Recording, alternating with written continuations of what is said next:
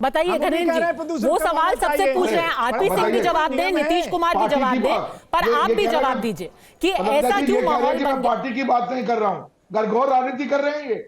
नहीं, पर वो तो सवाल नीतीश कुमार से भी पूछ रहे हैं ना, और वो आरपी सिंह से भी पूछ रहे हैं कि आपने हरियाणा में ऐसा क्यों किया है, आपने महाराष्ट्र में ऐसा क्यों किया है। वो तो कह रहे हैं वो सनातन के प्रवक्ता हैं, और ऐसा दिन क्यों हो गया है कि हिंदुओं को सिर्फ पटाखे जलाने के लिए घर से निकाल के जेल में डाला जा रहा है। एक सेकेंड जवाब दीजिए धनेंद्र जी, वो सवाल सबसे पूछ रहे हैं।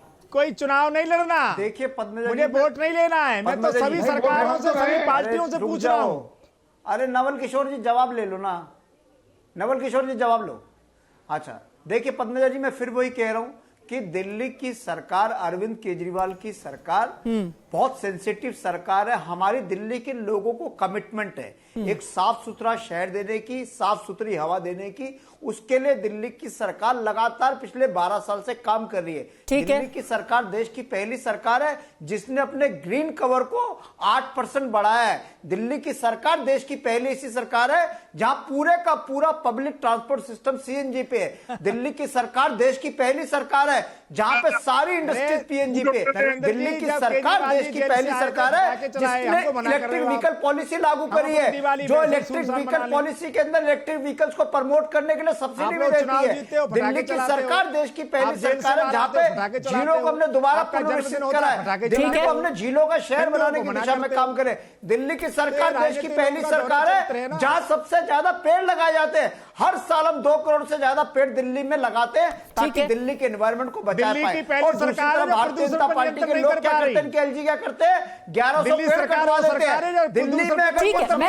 मैं सबको एक तस्वीर दिखाना चाहती हूँ। स्पेन के प्रधानमंत्री हमारे देश में आए हुए हैं और वो दिवाली मनाने के लिए उन्होंने कैसे धनतेरस मनाया, मैं वो तस्वीर आपको दिखाना चाहती हूँ।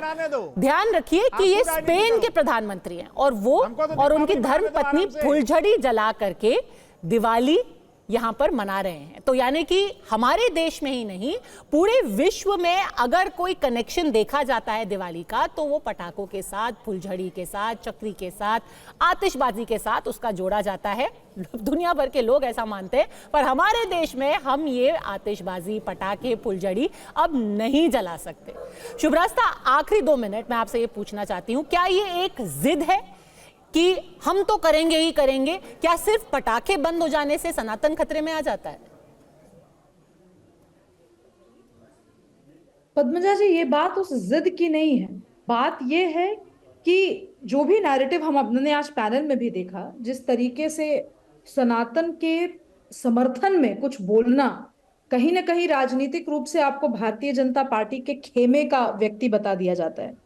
मुझे लगता है कहीं ना कहीं इन सभी चीजों का मिला जुला असर होता है कि ये जो हिंदू प्राइड का असर्शन है वो बहुत सशक्त होता चला जाता है। मैं तो कह रही हूँ, जो महामंडलेश्वर जी ने जो बात कही, मैं उससे बिल्कुल अग्री करती हूँ। आप अगर सार्वभौमिक रूप से एनवायरमेंट, पर्यावरण को लेकर के आपकी प्रतिबद्धता होती, तो सिर्फ दिवाली, सिर्फ ईद, सिर्फ करवा चौथ और सिर्फ तमाम या होली पर ऐसे ज्ञान की पुष्प वर्षा नहीं हो रही होती। फिर आप ईद पर भी कह रहे होते, आप बकरीद पर भी बात कर रहे होते, आप क्रिसमस पर भी बात कर रहे होते। लेकिन जब ये मामला एक तरफा होता है कुछ लोगों के तरफ से, तो फिर ये तू मैं का विषय हो जाता है और ये निश्चित रूप से एक राजनीतिक विषय हो जाता है। मैं इससे परहेज नहीं कर रही, लेकिन मुझे ऐसा लगता है कि बौद्धिक समाज में इस चीज को बहुत संजीदगी से लेने की जरूरत है कि अगर हर बार दिल्ली के अंदर पोल्यूशन एक मुद्दा बनता है, ये जो सीजन है, ऑटम सीजन जिसको हम कहते हैं, उस सीजन में पोल्यूशन एक बहुत बड़ा मुद्दा होता है। अब दिवाली के बाद अब देखिए छठ आएगा, छठ में पोल्यूशन की बात उतने पुरजोर तरीके से नहीं उठेगी पद्मजा जी, इसलिए क्योंकि जो छठ मना रहे हैं दिल्ली में, वो कहीं ना कहीं वो बहुत दबंग तबका हो जरूरी नहीं है। उसमें बहुत कम लोग हैं जो अपर मिडिल क्लास लोग हैं जो यहाँ छठ मना रहे हैं। वो अपर मिडिल क्लास लोग जनरली या तो बिहार जाकर के छठ मनाना चाहते हैं। तो मैं कहना ये चाह रही हूं कि ये बहुत चीजों का मिश्रण है कि ये इस मुद्दे पर आवाज मुखर किस तरफ से हो रही है, किस तरफ से कम आवाज मुखर हो रही है। लेकिन अगर दिल्ली सरकार प्रतिबद्ध है तो उसको इस पे पॉलिसी लेवल पर काम करना होगा। ये हर साल सीजनल चीजें ला करके, सीजनल गाइडलाइंस ला करके बात नहीं बदलेगी। कांग्रेस पार्टी के प्रवक्ता की बहुत सारी बातें हुई, उसमें एक बात मुझे ठीक लगी। ये बात सच भी है कि शीला दीक्षित के समय बहुत हद तक अवेयरनेस ड्राइव चली थी, आम आदमी पार्टी के समय वो मिसिंग लगती है और इसीलिए उन पर यह आरोप लगता है। ठीक है घनेन जी, आखिरी 30 सेकंड, ये ज्ञान वर्षा बाकी त्योहारों पे क्यों नहीं होती, ये पूछ रही है शुभ रास्ता।